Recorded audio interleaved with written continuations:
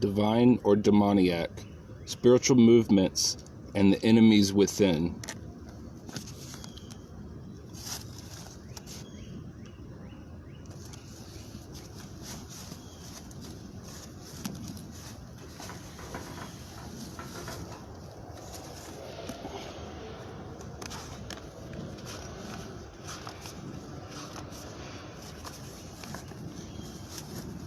The truth is propagated in a twofold way, positively by the method of direct support and negatively by the method of opposition. The truth cannot be known by the positive method alone. Propaganda by the method of opposition, more than the presentation of the positive aspect, brings more brilliantly in the world the appearance and glorification of the truth. Srila Bhaktisiddhanta Sarasvati Thakur.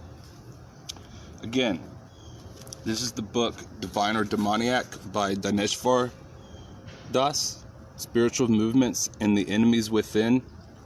It says on the back, there are many jealous people in the dress of Vaishnavas in this Krishna consciousness movement, and they should be completely neglected. A.C. Bhaktivedanta Swami Prabhupada, founder Acharya of the Hare Krishna movement.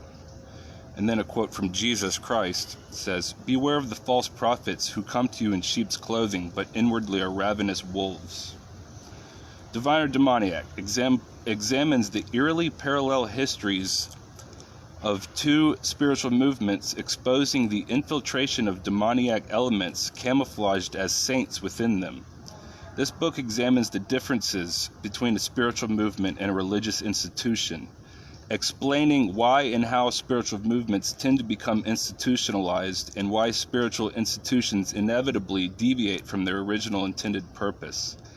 It is a valuable guidebook for those pursuing a connection to God free from interpretations of a priestly class. Anyone on a path to establish their eternal relationship with the absolute truth will find this book a revolutionary boost to their journey. Dhanesvara Das, disciple of Srila Prabhupada.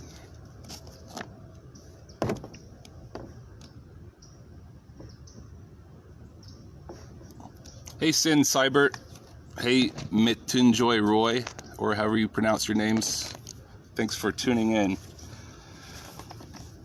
So here's a really interesting quote by one of our spiritual masters. He says, the truth is propagated in a twofold way, positively by the method of direct support and negatively by the method of opposition. The truth cannot be known by the positive method alone. Propaganda by the method of opposition, more than the presentation of the positive aspect, brings more brilliantly in the world the appearance and glorification of the truth. Srila Bhaktisiddhanta Sarasvati Thakur.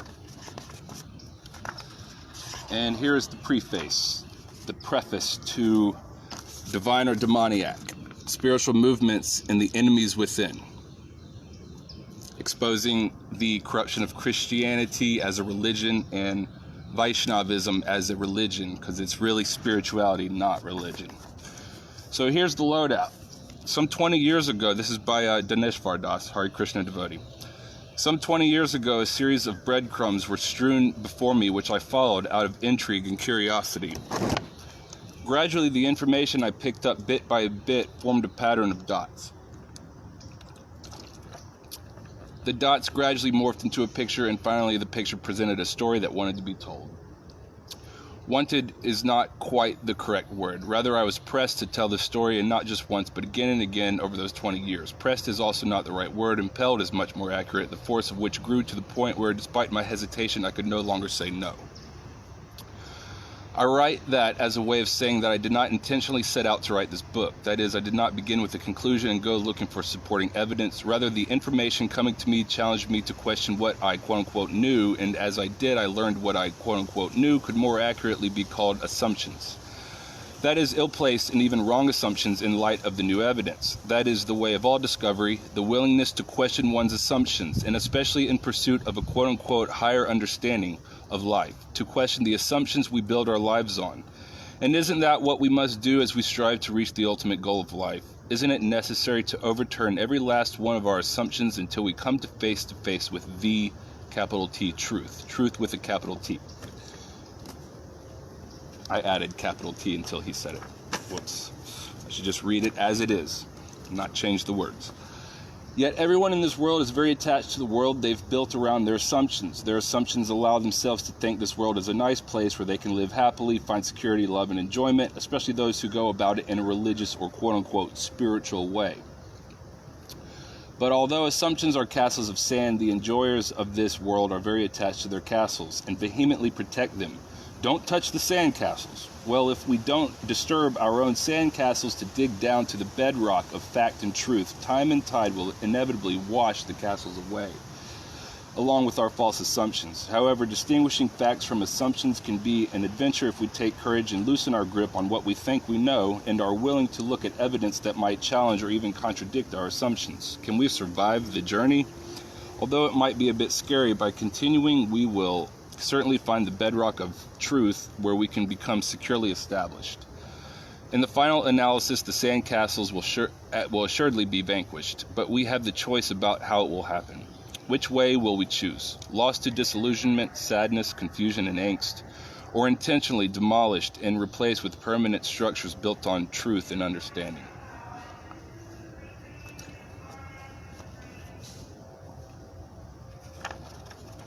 Introduction.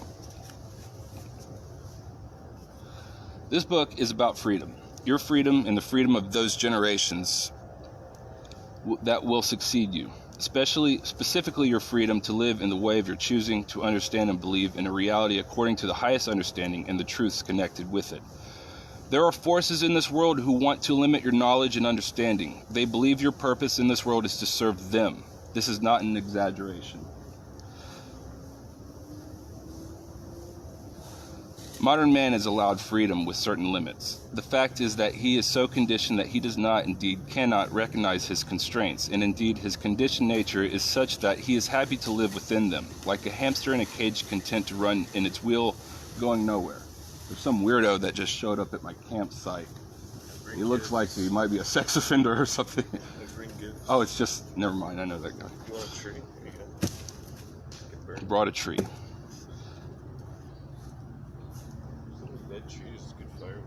And for all his trouble, he gets some pellets of food and sex with his mate. That he continues to do this for a lifetime and even trains his children to do the same is a testimony to the success of the system he functions within. His situation is analogously but accurately portrayed in the movie The Matrix. If you have not seen it, you should. I still have not seen that movie. But I hear all about it. I'm like, yeah, that's like what, true religion or spirituality is largely, explaining the reality of. Those who have created this system and control you cannot maintain their control without limiting your understanding of reality. They desire to keep you in a cul-de-sac, however you pronounce that, of ignorance, regardless of the consequences, karma, you will be subjected to as a result. Live.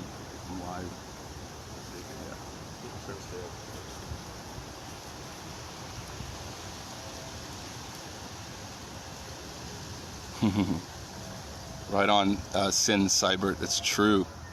That is so true. None, of course. Or is there one person? Yeah, I guess there is one person. Unless that's just me.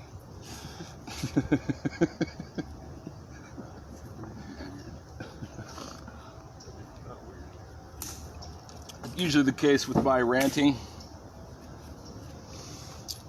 Okay. In other words, they are happy to let you go to hell, literally, in order to continue their control. On the other hand, there are those who desire your welfare and who are working to give you the keys to eternal freedom. They are your ever well-wishers. In my tent on the things on the bed. These two camps exist in a state of eternal conflict, constituting a never-ending clash of civilizations. Most people are totally unaware of this conflict, especially the fact that they themselves are the booty over which this battle is waged. I've been coming across the word booty a lot. Booty yoga, booty, now another form of the word booty. Consequently, they are too often unsuspectingly victimized. We cannot be saved from future karmic tragedy unless we participate in our liberation. But to do so, we must understand that there is a battle being waged for our energy and our soul. understanding that we must actively engage in the process of emancipation from the dark side. This is not as easy as it sounds because of the many tricks employed to snare the innocent and unsuspecting. This is an age of deception, and without proper training, people are easily misled, just as cattle innocently and unsuspectingly are led through a gate to the slaughterhouse. Enough euphemism. Let's get to the point.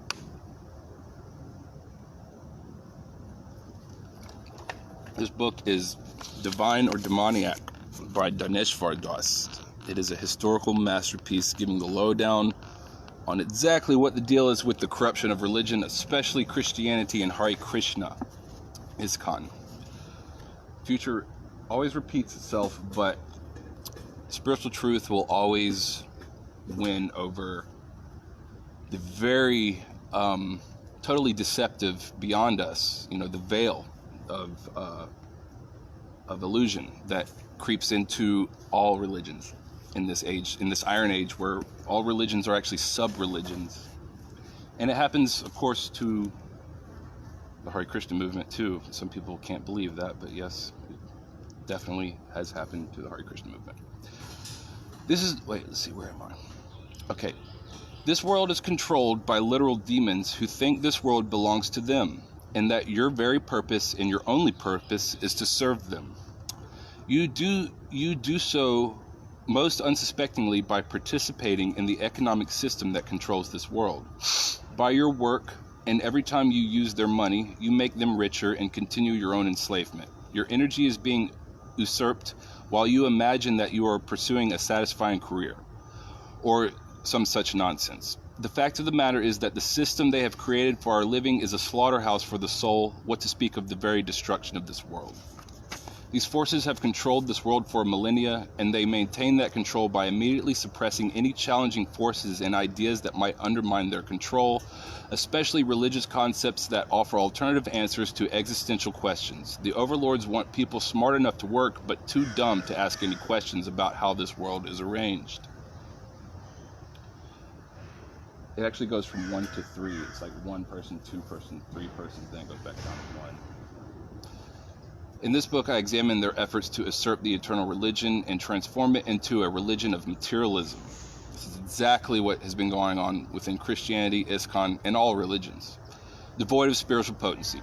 Our story begins by demonstrating that the eternal religion shone brightly in Palestine 2,000 years ago, so brightly that tens of thousands were following its principles until the demonic Roman powers arrived on the scene. Because of their refusal to be exploited, the Romans destroyed them. I also demonstrate how for a very small but very important set of people, the same thing is taking place today. My Vaishnava readers are a part of this small but very important set of people.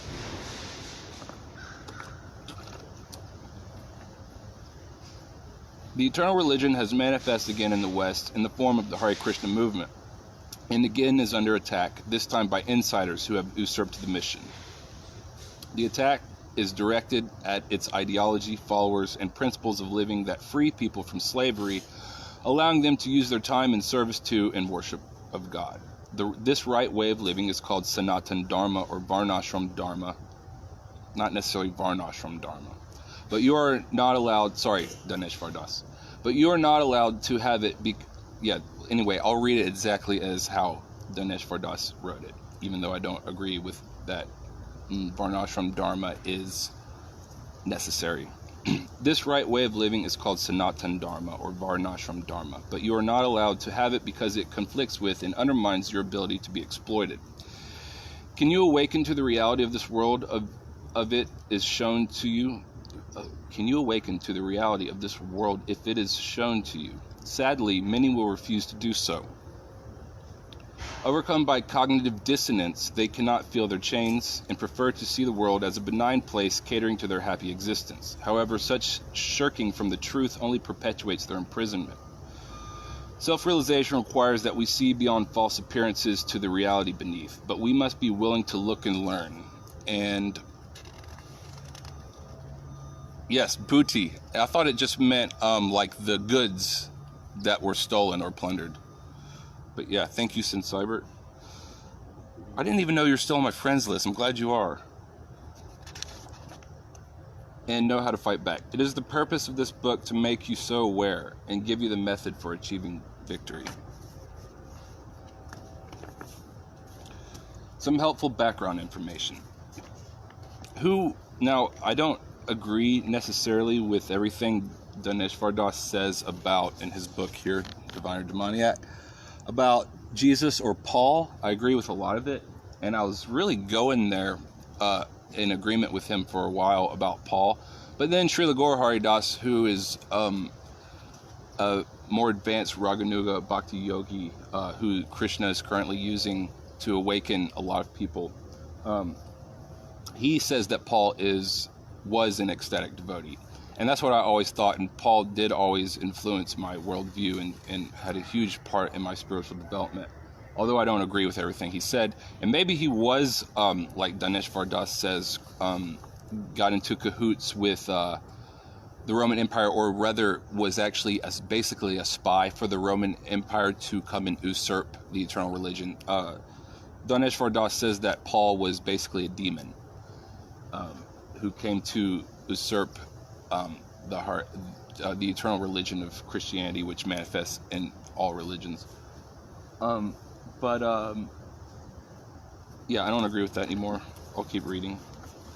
Who is the historical Jesus? Many people have searched for the answer to that question, only to be frustrated in their efforts. Professor of Religious Studies at California State University, Long Beach, Robert Eisenman, has given what may be the closest answer that we might ever find. It comes to us somewhat obliquely through Jesus' brother James, for as Eisenman says, whatever James was, and he is much more knowable and accessible through the historical record, Jesus, as his closest living heir and predecessor, was as well. This book offers some insights into both Jesus and James based on the direct evidence of the Dead Sea Scrolls and Nag Hammadi texts. These scrolls make direct reference to them.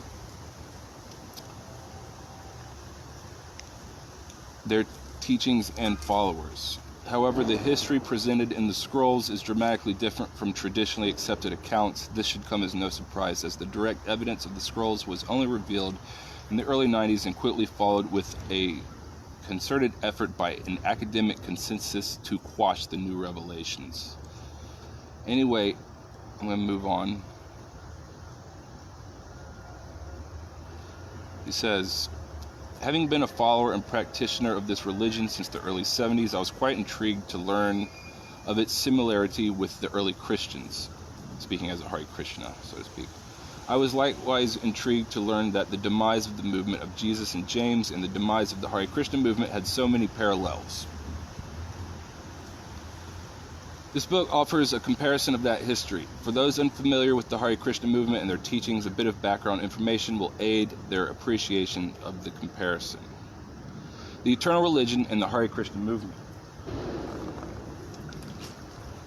The Hare Krishna movement first appeared in the West in 1965, introduced in America by an elderly Indian Swami who desired to share India's rich and ancient spiritual heritage with the world. He was teaching the eternal religion, the essence of the Vedas, the world's oldest body of spiritual literature. His name was A.C. Bhaktivedanta Swami, affectionately called Srila Prabhupada by his followers, and his spiritual lineage was the quote-unquote Vaishnava sect, worshippers of Vishnu or Krishna as God. Likewise, like Christianity, Vaishnavism is a monotheistic religion. Really, it's spirituality, not religion, and you could speak on so many angles of that. The eternal religion teaches that the Supreme Lord is the Father of all living beings, and the fulfillment we seek can be found by establishing our relationship with Him. The process of achieving that connection is glorification of and meditation on the Lord's names. God has many names, one of which is Krishna, meaning the most beautiful. Another is Ram, meaning the most powerful. And there are many, many others such as Vishnu, Vamana, Narasimha, etc.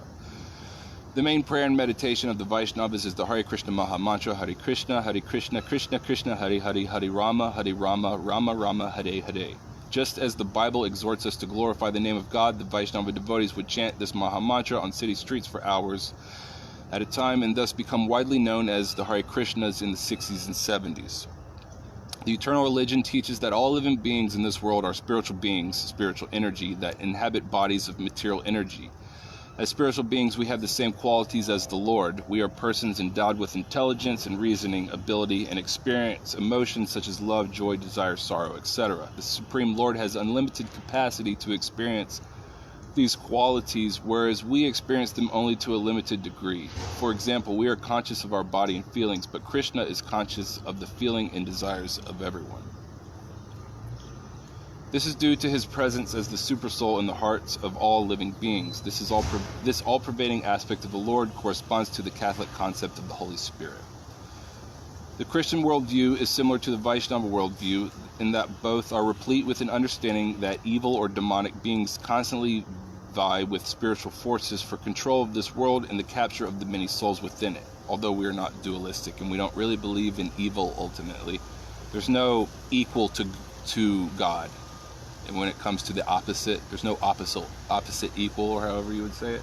Satan, the devil, is just a demon, and he's only in control of Earth, and there's way more planets than Earth. There's innumerable planets, and it's not as big as people who are dualistic think it is. Because ultimately, nothing is bad. Everything works out for God's purpose, and everything is playing its role. So Satan is a servant of God and doing what he's supposed to do. But really, there's higher beings of illusion that are not demons. They're gods that actually help keep us in illusion, and we call that Satan sometimes, but it's not really evil. It's everything is guru, you know.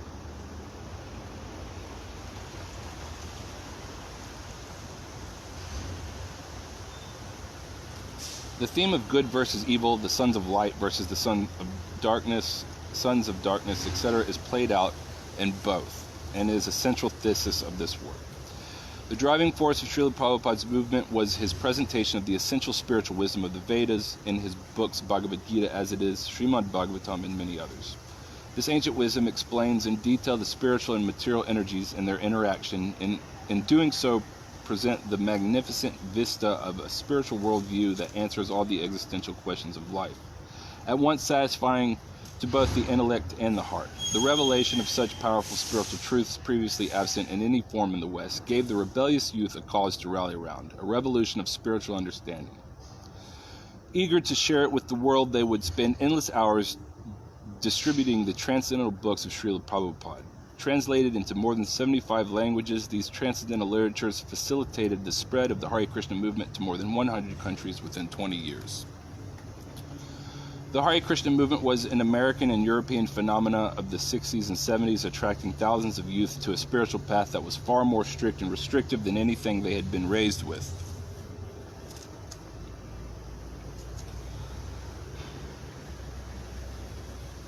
They were willing to accept such a...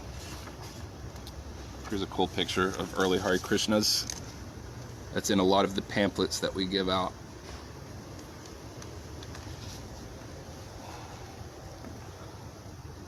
They were willing to accept such a strict regimen as the means of achieving the ultimate goal of spiritual life, full realization of their spiritual nature. Another aspect of Christianity that corresponds to Vaishnava theology is that of Jesus' role as a prophet and spiritual teacher. He was a Shaktivesh avatar, and it's not clear whether he was Vishnu Tattva or Jiva Tattva, meaning it's not clear whether he was an incarnation of God and therefore of God's status, or if he was a soul that did not fall like we did, but rather came here in agreement voluntarily to serve and help enlighten souls and bring them home. You don't have to really know the details of it. You can worship even as an enlightened master. In Krishna's opinion, that's better than worshiping himself. So in that master, in a mysteriological way, the spiritual master is an incarnation of God for us. It's not that he's Vishnu Tattva, but there's all kinds of, we're all manifestations of God, and these are all just Krishna's perspective that he shared with us in his scriptures.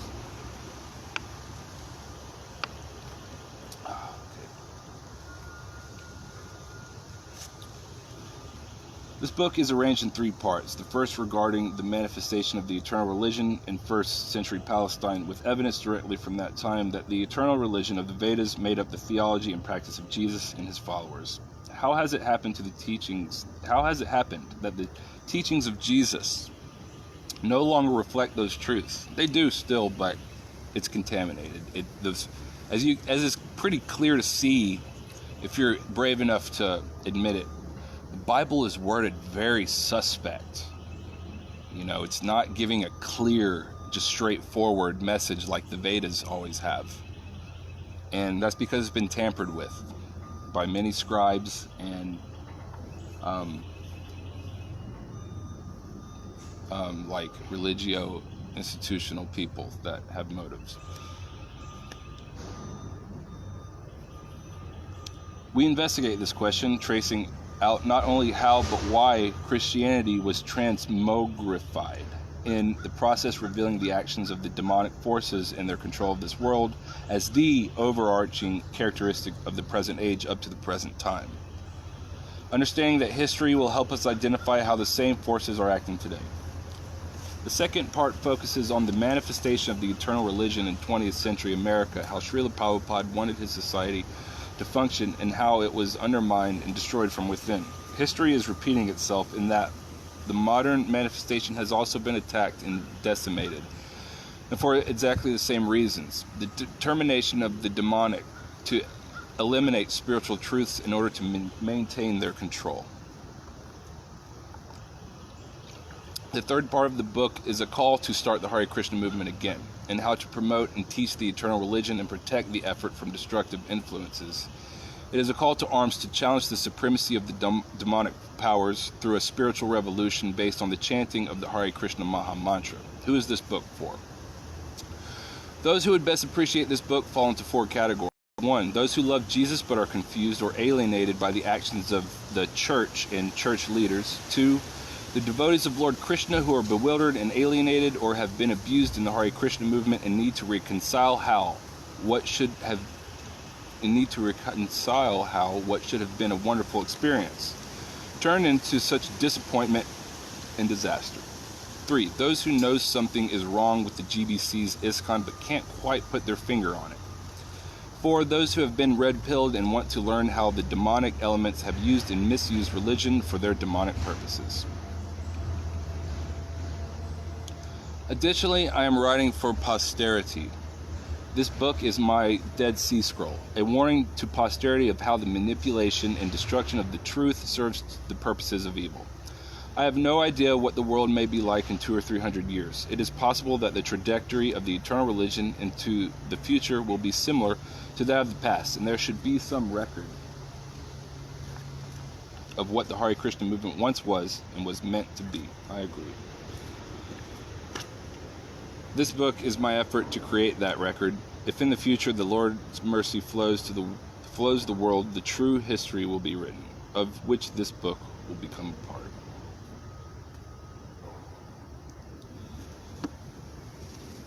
Divine or Demoniac by Dhanesvara. Please buy this book and write a review on Amazon to support this author and his book.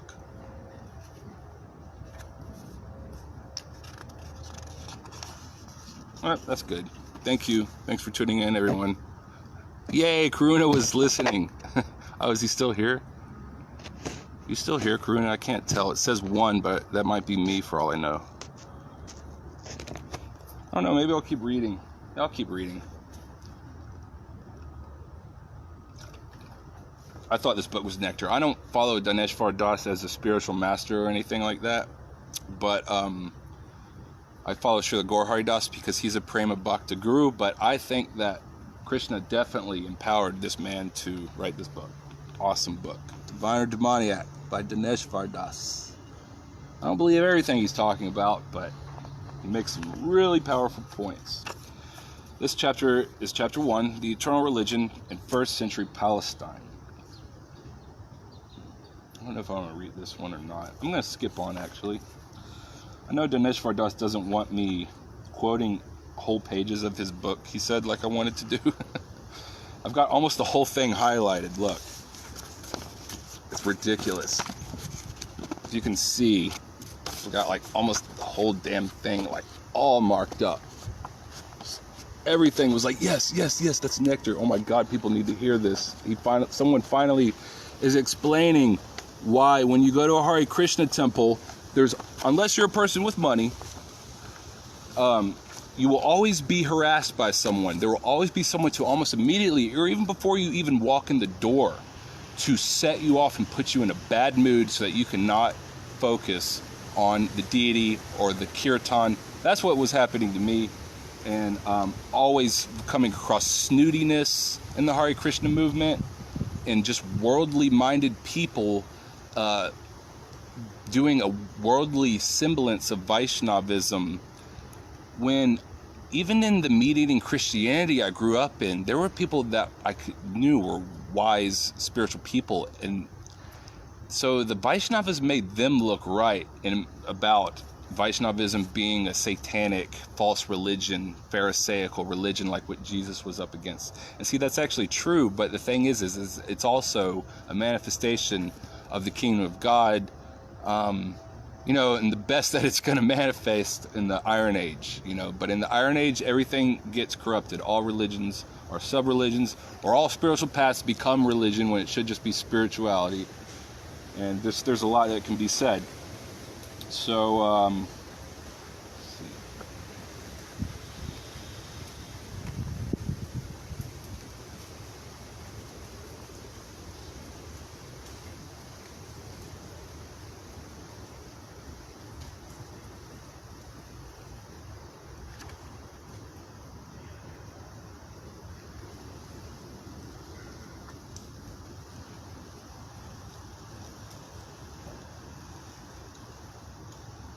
Before I read this, I want to say that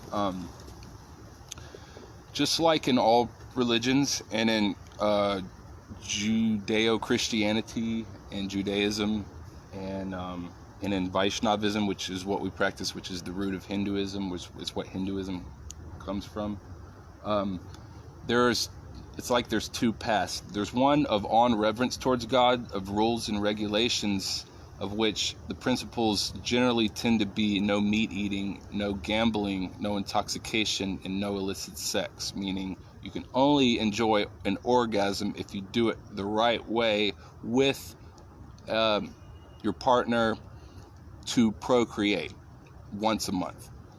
And when it comes to intoxication, he says, Srila Prabhupada said, not even coffee or tea, much less marijuana, alcohol, or anything like that. Gambling can be a lot of things, speculation, etc., casinos, lottery tickets, etc. And let's see, meat eating is, that's a given what that is. But then there's this notion of mystics who stand outside the constraints of religion and even the rules and regulations, and you see that in all religions. And that is a superior state to be in. And that's called Raganuga Bhakti Yoga. The thing about it is that humans are very good at being very prudent. And so what's always cautioned is not to assume that you're there in that higher state that you would like to think you're in, so that you can just ignore the restrictions because of your attachments to sense gratification, because that's what people tend to do, and they go too far with it. And so that has to be there, that prudency has to exist, but also the whole truth has to be told too, and it is told by Vaishnavacharyas, or else it's kept hidden and it's revealed in some other way. And that's that. Truth is that there's even meat-eating Christians who have recreational sex with their partners who have ecstatic devotion, which is prema, which is the gift of the Holy Spirit, which comes from Bhakti Devi, a goddess, etc. If anyone wants to correct me on that, who's favorable to Srila Gaur Haridas, because they actually know what's up, or if you just know what's up and you're not favorable to Srila Gaur Haridas, I always take input on that subject when it comes to the Holy Spirit. But it is true. So, but we're taught like the the whole process, the whole scientific like method, as much as the human mind can process through words, through earthly words, and through transcendental spiritual words, which is what the Sanskrit Vedas are.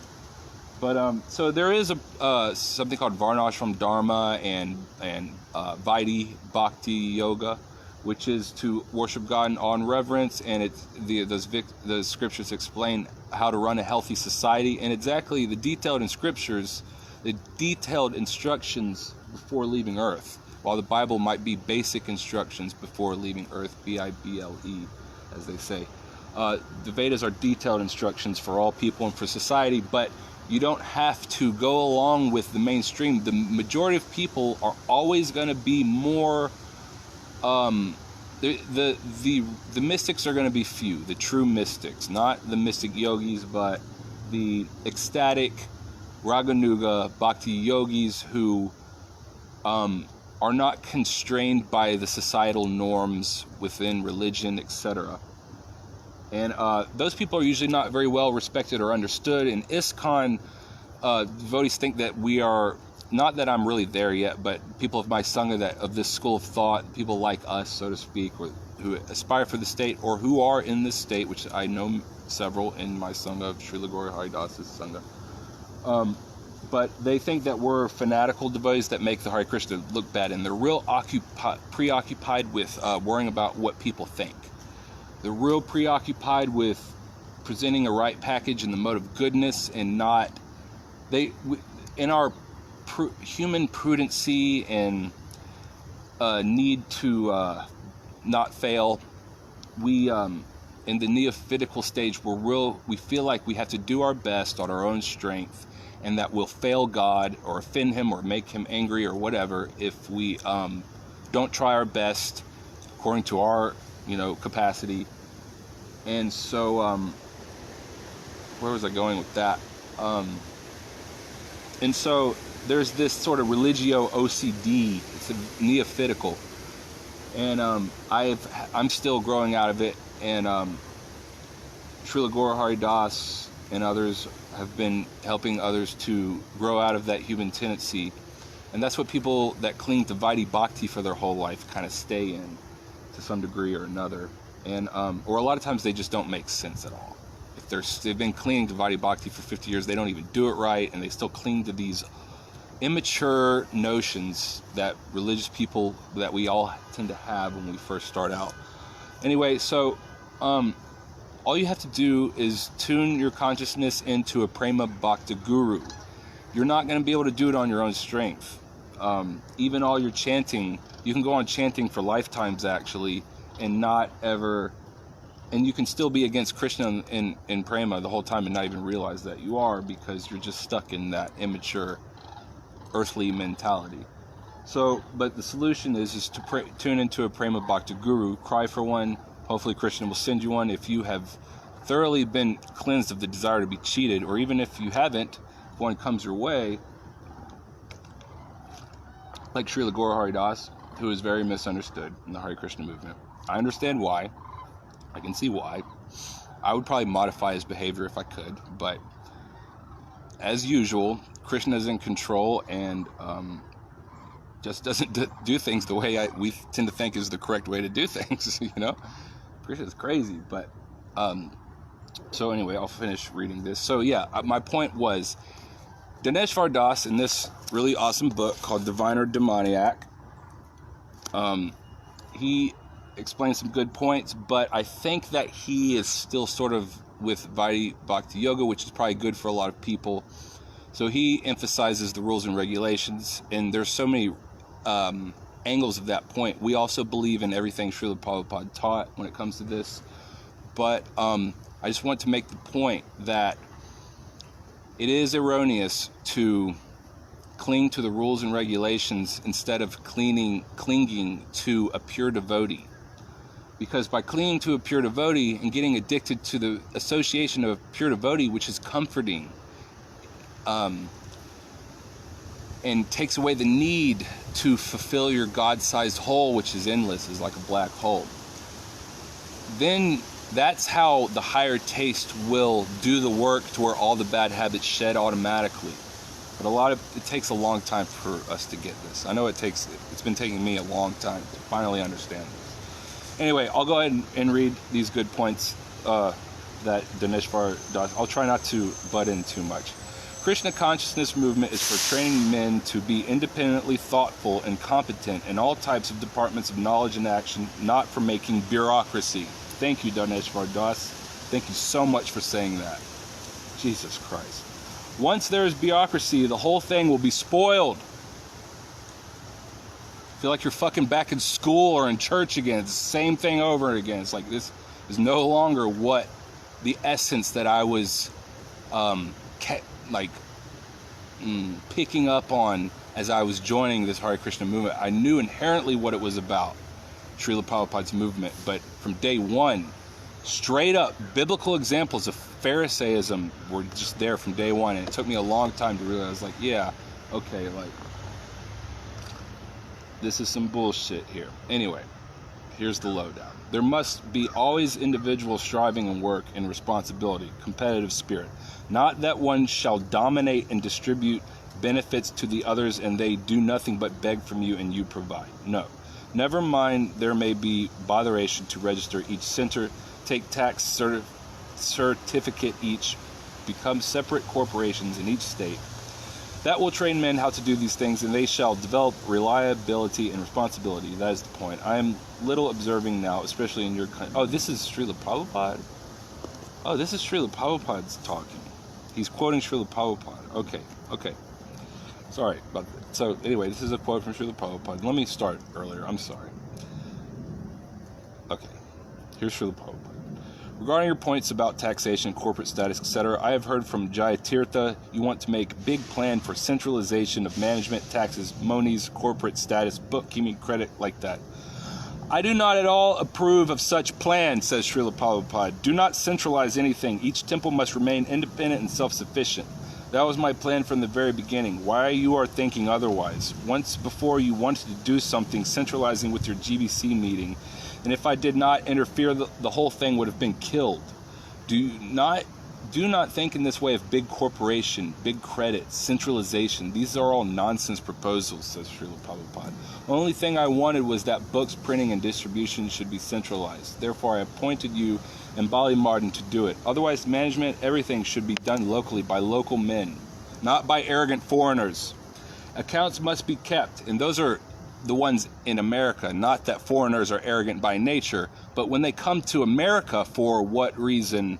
What are they doing in my spiritual temple?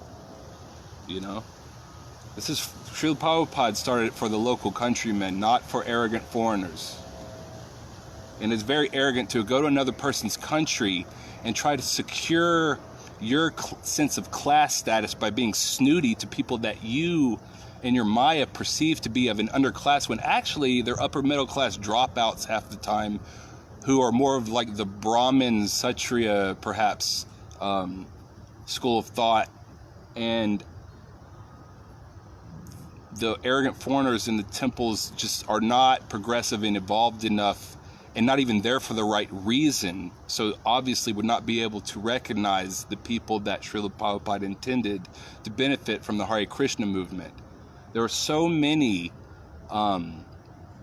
potential Vaishnavas, people who are born for this, and this, a lot of times they're of like the Babaji type sentiments, and those people no longer fit in the Hare Krishna movement from what I see. You can, unless you have money, you can expect to be hassled at the temples, to feel alienated amongst arrogant foreigners who are there for religio, institutional, economic development, custom, and sentiment. They honor God with their lips, but their hearts are far from what it's really about. They don't understand Srila Prabhupada's movement, and they're turning it into a Hindu temple. And it's not just people from India, it's also arrogant foreigners from other places. And I do not support Donald Trump, but when you go to another person's country, like, you really should be just nice to all classes of people. Real class. You don't actually have real class if you don't treat the garbage man the same way you treat the doctor and the lawyer. If you try to make up for your insecurities about being a foreigner and your desire for class status, etc., by being snooty to people that you perceive as underclass, then you show a total lack of any real genuine class. That's not truth or beauty. Real class is truth or beauty. Truth and beauty. And being snooty to people is ugly, and you're just obviously a neophyte if you're snooty to people. Anyway. Let's see here. Yes, I just took a sip of caffeine from a McDonald's cup. Jaya Gaur Haridas. Srila Gaur Haridas. Okay.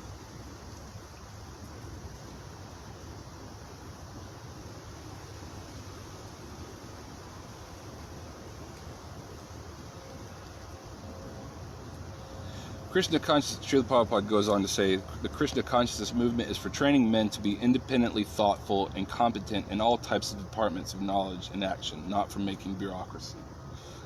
Once there is bureaucracy, the whole thing will be spoiled. There must be always individual striving and work and responsibility, competitive spirit, not that one shall dominate and distribute benefits. I already read this, so I'm going to move on. Otherwise, why so many letters of problems are coming? Dissatisfied. That is not a very good sign. The whole problem is they are not following the regular principles that I can detect. Without this, enthusiasm will be lacking, even mechanically following, and if he gets gradually understanding from the class, he will come to the point of spontaneous enthusiasm. This spontaneous, loving, devotional service is not so easy matter, but if one simply sticks strictly to the rules and regulations, like rising early, chanting 60 rounds, chanting Gayatri, keeping always clean, then his enthusiasm will grow more and more, and if there is also patience and determination, one day he will come to the platform of spontaneous devotion, then his life will be perfect. And so Srila Prabhupada goes on to write, when he's speaking on Raganuga as opposed to the Vaidhi that he just spoke on, that Raganuga Bhakti yogis are usually do not like to follow rules, regulations, and Vedic injunctions. He says that many times. So he does explain the other angles on that.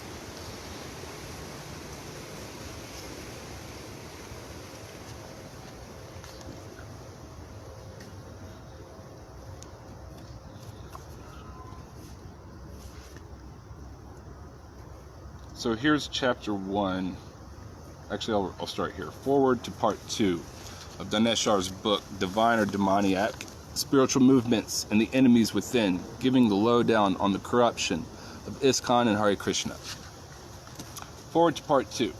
In part 1 of this book, we have examined the methods practiced by Kamsas and Putanas to deal with the appearance of the eternal religion in the West, which included kill the Acharyas, infiltrate their movement, then in their name create and spread false teachings.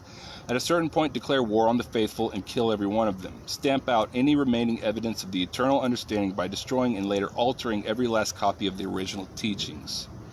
Create a false and spiritually impotent philosophy and religion in the name of the Acharya, all the while extolling its true fidelity to his teachings. Use this religion to promote sentimental religious concepts that direct people to remain subservient to the state. Base this religion on a newly created false scripture written by mundane men specifically for the purpose of misleading people about the goal of life, then unendingly claim it is the inspired word of God. Establish the mechanisms by which to centralize control of the followers, allowing a select few to control their beliefs and thereby their actions. Convert as many people as possible to this new religion by any means possible, including threatening their life and thus bringing them under control. Kill everyone that will not comply. Ferret out all remaining followers of the eternal religion by a religious crusade, reducing their numbers through means of torture and death, making an example of them to discourage others. By these means, become the ruling elite of society for the next millennia. That's what happened in Christianity. And it's happening in ISKCON. So maybe he's going to an extreme, but I mean, that ISKCON is following in the footsteps of Christianity, so why not draw the same conclusion? It's the exact same thing is happening. Suppressing him before he has time to develop. Fast forward 2 millennia into the future. The Kamsas and Putanas didn't just go away. They are as real today as they were when Sri Krishna invented to relieve the earth's burden. They were not all vanquished at Kurukshetra, and over time they have reconstituted their numbers, taking control of the world by means of political machinations and death. Although they now dress in suits and appear as gentlemen, they are anything but, and they control the world with the same ruthlessness that has always been their trademark. In the mid-20th century, Lord Chaitanya's mercy manifests under the leadership of His Divine Grace A.C. Bhaktivedanta Swami Prabhupada and gains a foothold in almost every country of the world. What are the methods of the Kamsas and Putnas in dealing with the new manifestation of the eternal religion? As we shall demonstrate in this section, they have by and large been the same as they were earlier, with some modification for time and circumstances. It is my contention that the above history has been, little rip in the page there, able to continue to be repeated in some modified version. Aided by understanding of their methods gained from the foregoing chapters, we are in position to connect the dots and understand what has happened and is happening to the next manifestation of the eternal religion. Looking at the bigger picture will allow us to understand the factual nature of the problem as well as the solution. While my Vaishnava readers likely have detachment from the events of 2 millennia past, that will not likely be the case as we discuss the modern manifestation of the eternal religion in the form of the Hare Krishna movement. Because of our involvement in the mission and attachment to various personalities, and because of our limited perception and experience and sometimes downright denial, we may find the present discussion much more difficult to accept as factual. We want the world to be as benign as we have imagined it to be, but the reality is ugly even if we cannot see its terrible form right in front of us. In the modern age, all of the horror is hidden behind a wall or a veneer of respectability and decorum. Out of sight is out of mind for most of us, and it is impossible to fight an enemy that you cannot see or will not recognize. Therefore, one must learn to see through the eyes of Scripture, Shastra Chakshusha, to recognize what is not immediately apparent, and look through the facade to the reality. Then one knows where and who to fight. Our situation is similar to Dhruva Maharaja's fight with the Yakshas described in the 4th canto of the Srimad Bhagavatam. Being overpowered by Dhruva, they employed illusions to bewilder him, but by taking shelter of the Lord, the illusions immediately dissipated. The demon Yakshas are by nature very heinous, and by their this is straight from the Srimad Bhagavatam. The demon Yakshas are by nature very heinous, and by their demoniac power of illusion they can create many strange phenomena to frighten one who is less intelligent. I'm dealing with little wet marks on the page that ripped it, so I can't read every word. When the great sages heard that Dhruva Maharaj was overpowered by the illusory mystic tricks of the demons, they immediately assembled to offer him auspicious encouragement. All the sages said, "Dear Dhruva, may the Supreme Personality of Godhead kill all your threatening enemies. The holy name of the Lord is as powerful as the Lord himself." Therefore, simply by chanting and hearing the holy name of the Lord, many men can be fully protected from fierce death without difficulty. Thus a devotee is saved. When Dhruva Maharaj heard the encouraging words of the great sages, he performed the achamana by touching water and then took up an arrow made by Lord Narayan and fixed it upon his bow. As soon as Dhruva Maharaj joined the arrow to his bow, the illusion created by the Yakshas was immediately vanquished. Now here's Dhanesvara Das again, after quoting Srimad Bhagavatam. There is a struggle continually being fought for the future of this planet between the forces of light and darkness. The eternal religion living in the hearts of the Lord's devotees is the light of this world, and the most formidable obstacle to the demoniac face. They will do everything they can to destroy it and have already done so much, but sadly their dirty work is mostly unrecognized, since most prefer to live in a world of happy illusion, as if this world is some wonderful place where anyone can find real happiness. It's time to wake up to reality. Here's your red pill. Take it by continuing to turn the pages. The Supreme Lord is the most powerful of all. Just as he empowered Dhruva and the Pandavas to be victorious over darkness, he can empower any of us who willingly surrender to him, allowing ourselves to be used as his instruments.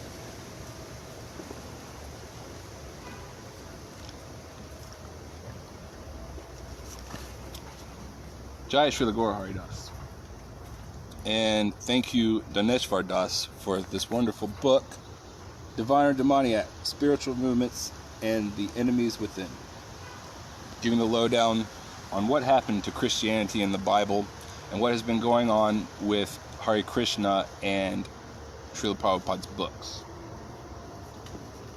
The Rise of Sri Chaitanya's Sankirtan Movement, Chapter 1 of the second half of this book. Quote by Srila Bhaktisiddhanta Sarasvati. The absolute truth is not anything limited or partial, neither can it be divided. It is not dependent on any condition excepting itself. It is always one and the same. Listening to or chanting of it is always and necessarily beneficial, being the natural function of the soul. Srila Bhaktisiddhanta Sarasvati Thakur. Now here's Dhanesvara Das again. Jai Srila Gaur Hari Das.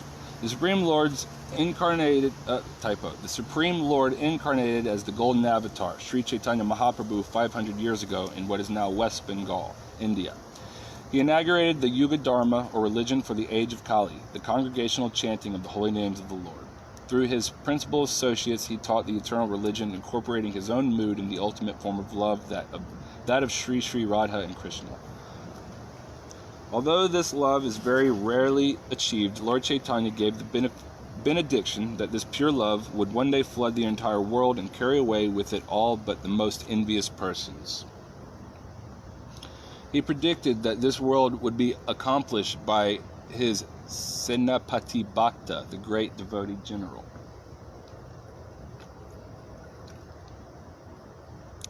That great devotee was none other than His Divine Grace A.C. Bhaktivedanta Swami Prabhupada, the founder Acharya of the Hare Krishna movement.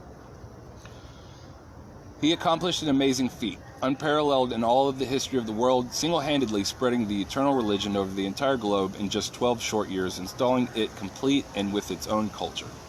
He was the first Jet-Age Swami who used every technological advantage he could to distribute his message far and wide. Did not create anything new, nor cater to people's base desires as many so-called spiritual leaders do. What he brought to the world was the eternal religion, the Vaishnava spiritual practices. He insisted that his followers strictly follow what he termed the four principles of freedom: no meat eating, no intoxication, no illicit sex, and no gambling. Yet despite these prohibitions of activities that were the very order of the day in the liberated 60s, his movement grew quickly, attracting the youth who were looking for a genuine alternative to a culture steeped in materialism, selfishness, and hypocrisy. He attributed his strictness as one of the reasons of his success. When asked by a Catholic priest how he was able to attract so many youth away from their native religion, he responded that it was because they, the Catholics, did not follow their own precepts. He challenged the priest that the Bible says, "Thou shalt not kill," but daily they are guilty of killing so many animals without even a twinge of conscience. Srila Prabhupada's success mirrored that of the 13th century Cathars of France, who experienced tremendous growth in their ranks despite similar austerities they required of their followers: no eating of meat, no intoxicants, no illicit sex, and prolonged and austere worship practices.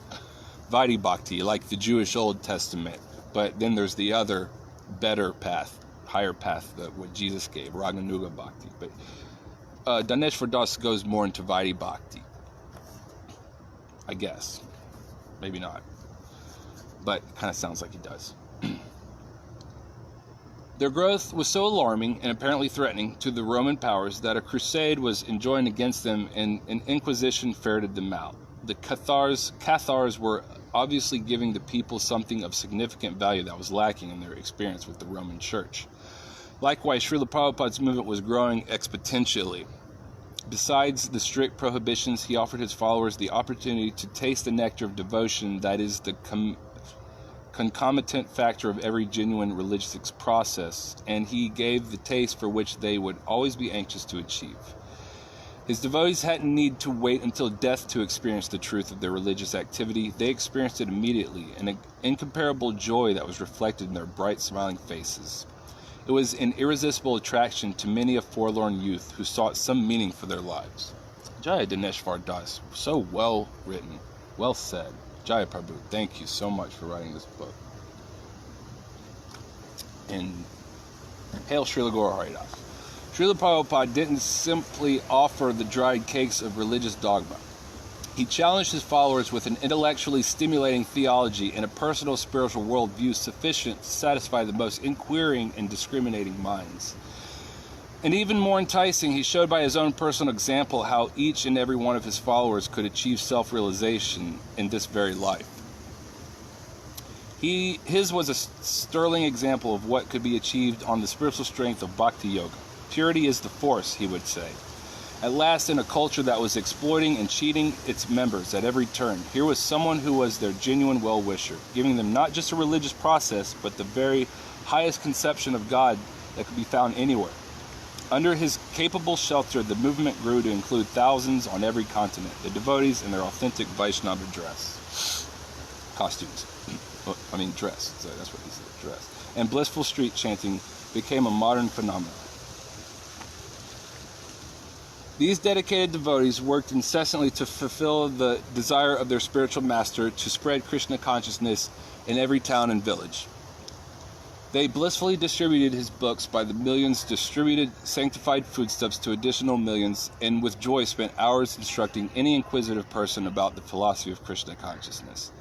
They did this selflessly with no remuneration, and even at times at considerable expense to themselves. In every country, rich or poor, at peace and in strife, these thousands of eager soldiers of the Sankirtan army are fit to be counted amongst the greatest souls of this world. They have done immeasurable good for the world by giving the gift of the absolute truth without discrimination. Well said. To all Hare Krishna devotees.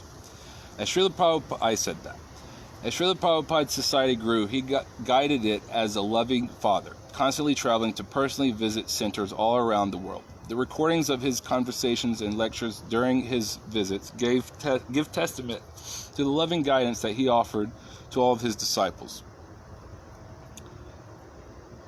The wayward he would lovingly correct or perhaps severely chastise if it were called for, but it was an extremely rare circumstance under which he would reject anyone from his society, and it practically never happened.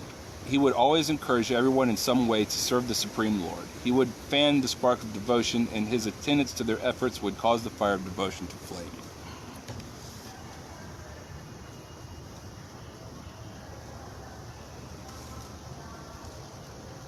Encouraged and empowered by his faith in them, his disciples demonstrated the amazing results that could only be generated by love. Just 12 short years of such encouragement resulted in a significant social movement with a presence in every major city across the globe, even if sometimes forced underground, as in some communist countries.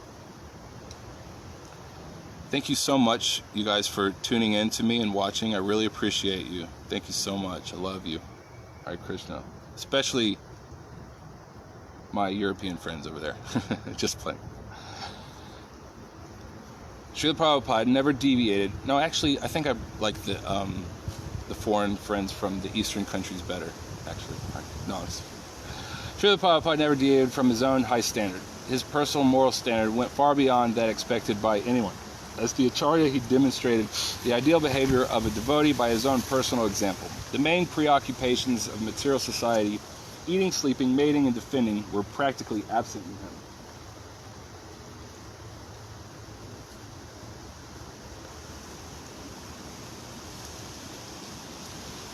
He slept so little that some thought he slept not at all, using the quiet hours of the night to do his translations and writing. He was completely regulated in his habits of eating and activity despite traveling the globe almost incessantly. Wherever he would arrive, he would simply adjust his schedule to the local time and continue as if he had always been there. In terms of a residence, he had none, yet he had one everywhere, at each stop moving into one single room with all of his worldly possessions in 2 suitcases.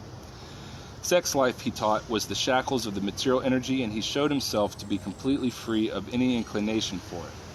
He was completely honest both in word and finance, nor was there any vice that he was given to in private while making a public display of renunciation. He explained that for one experiencing a higher taste, there is no such thing as renunciation from the mundane pleasures of this world. They were simply unwanted. He was quite obviously enjoying such a higher taste. Prabhupada made time for everyone who approached him, whether it was visitors who, pressed by their own schedule and without regard to his, demanded to see him, or any of his disciples who wrote to him. He would make time to give darshan and to reply to every letter. His secretaries write how they frequently become frustrated in their attempts to provide him with time for rest and recovery from the grueling demands of international travel, as he would make himself available to anyone who approached him. He was the embodiment of kindness, mercy, compassion, caring, proper guidance, encouragement, and support. Simply put, he was a saint of the highest order. He was the very personification of Krishna consciousness, and his example held out to each of his followers the promise that the process he had given them. While difficult was the crucible that could transform them into saints. Nobody else in their lives had expected so much from any of them, nor helped them understand their natural constitutional position as a spiritual being, much less shown how to realize that truth. Always encouraging, he purchased their hearts with his love. Srila Prabhupada's purity and the high standards that he set for his followers, although often beyond their reach, were the very attributes that convinced many that what he offered was real.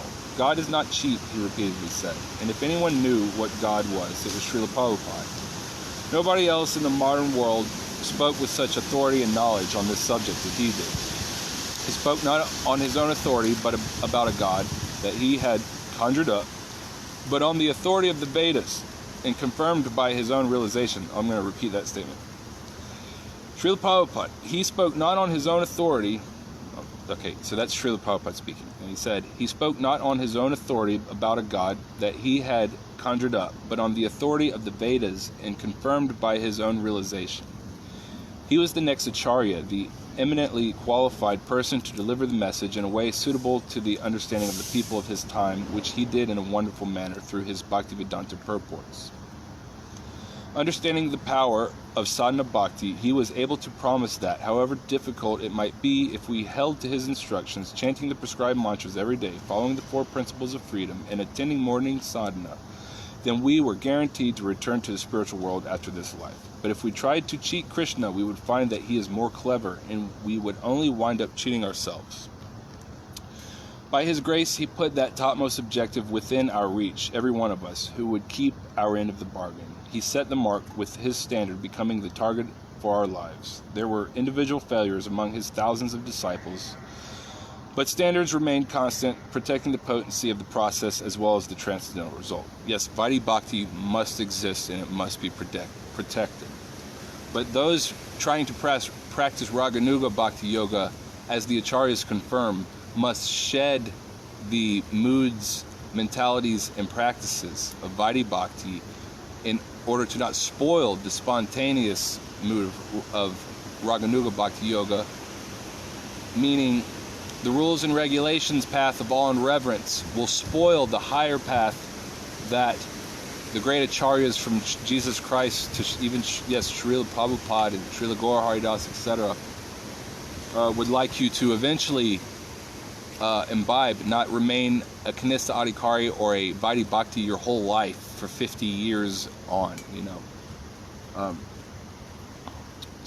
But anyway, Vaidhi Bhakti must exist, and the path, the higher path of Raganuga Bhakti Yoga also must exist, which does not require anything too difficult. Just tune into a Prema Bhakti Guru. That's why I'm a disciple of Srila Gaura Haridas, or I'm trying to be one. By his grace, he put that topmost objective within our reach, every one of us, who would keep our end of the bargain. He set the mark with his standard, becoming the target for our lives. There were okay, I already read that. The standards of purity and honesty were the most visible indicators of the health and success of the movement. Tampering with the standards would indicate a cheating process of religion, Kataiva Dharma, false religious activities that are rejected from the Srimad Bhagavatam. Srila Prabhupada planted the seeds of Krishna consciousness in the capital of atheism, Moscow, and established Lord Jagannath's Ratha Yatra in almost every major city of the world.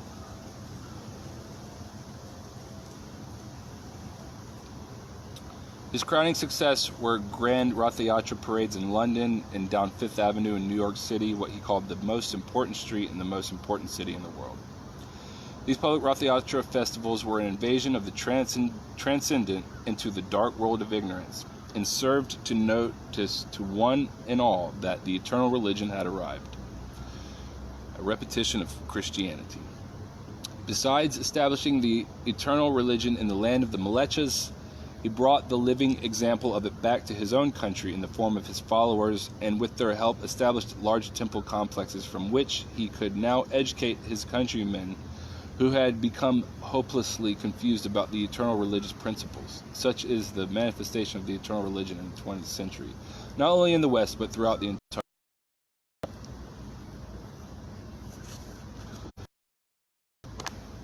So yeah, thank you so much. Dhanesvara for your book, Divine or Demoniac, Spiritual Movement. What is it? Spiritual Movements and the Enemies Within.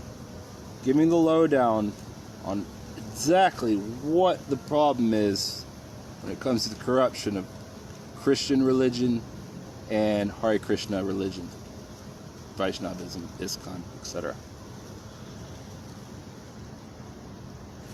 I guess I'll do a kirtan, and then I will probably finish some rounds. So I'm going to offer this food that I cooked to Gaur Nitai and sing a kirtan. Here's Gaur Nitai. Hare Krishna.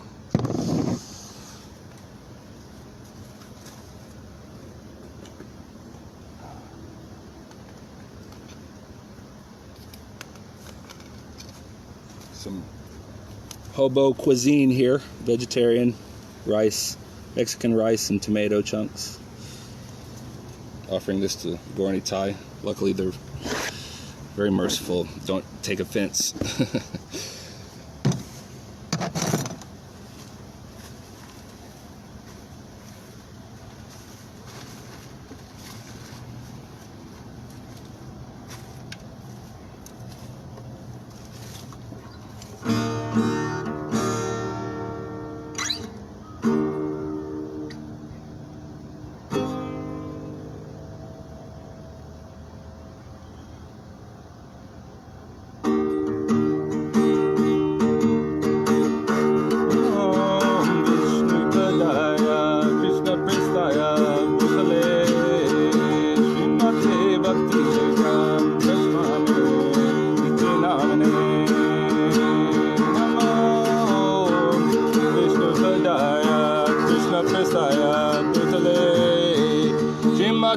Bhakti Vedanta Swami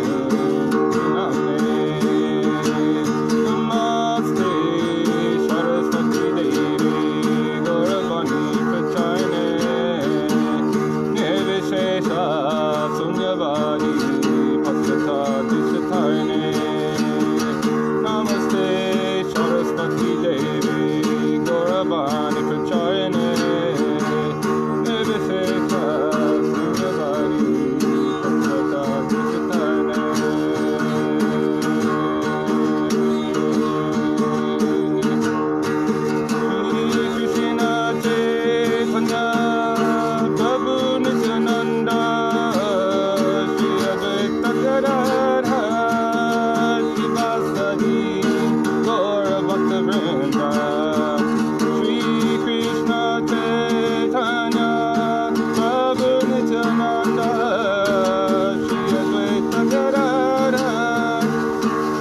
Sadi Gaura Bhakta Vrinda Jai Shri Krishna Chaitanya Prabhu Nityananda Shri Advaita Gadadhara Shiva Sadi Gaura Bhakta Vrinda Vande Rupa Sanatana Raghunath Shri Jiva Gopalaka Vande Rupa Sanatana Raghunath Shri Jiva Gopalaka Vande Rupa Sanatana Raghunath Shri Jiva Gopalaka Vande Rupa Sanatana Raghunath Shri Jiva Gopalaka Jai Srila Gaura Hari Das Jai Srila Gaura Hari Das Jai Srila Gaura Hari Das Jai Srila Gaura Hari Das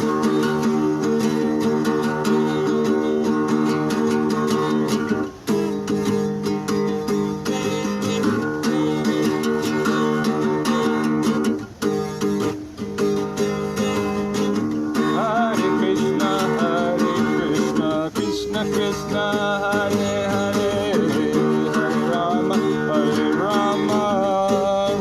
Sorry, trying to imitate a Velvet Underground song, but put the Maha Mantra in it.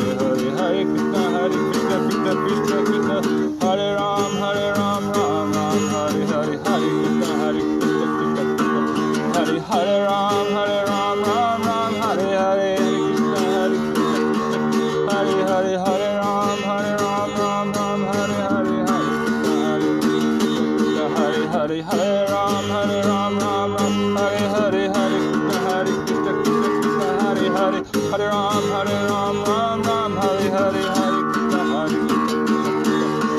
Hare Ram, Ram Ram, Hare Hare, Hare Krishna, Krishna, Hare Hare, Hare Ram, Ram Ram, Hare Hare, Hare Krishna, Krishna, Hare Hare Ram, Ram Ram, Hare Hare, Hare Krishna, Hare Hare, Hare Ram, Ram Ram, Hare Hare.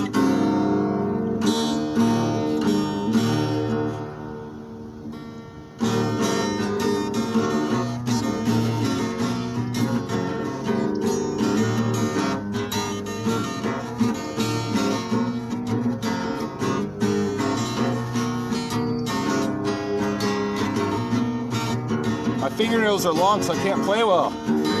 It's a cheap guitar.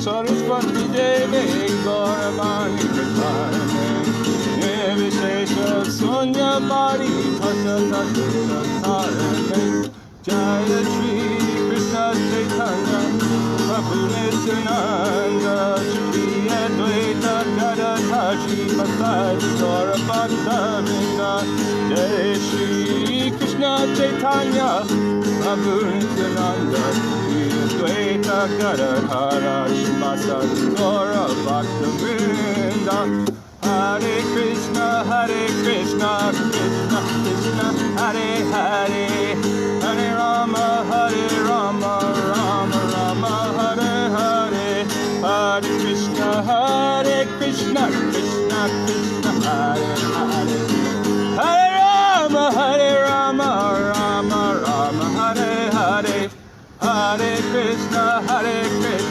Krishna Krishna, Hare Hare Hare Rama, Rama Rama, Hare Hare Hare Krishna, Krishna Krishna, Hare Hare Hare Rama, Rama Rama, Hare Hare Hare Krishna, Krishna Krishna, Hare Hare Hare Ram, Rama Rama, Hare Hare Hare Krishna, Krishna Krishna, Hare Hare Hare Rama, Rama Hare Hare.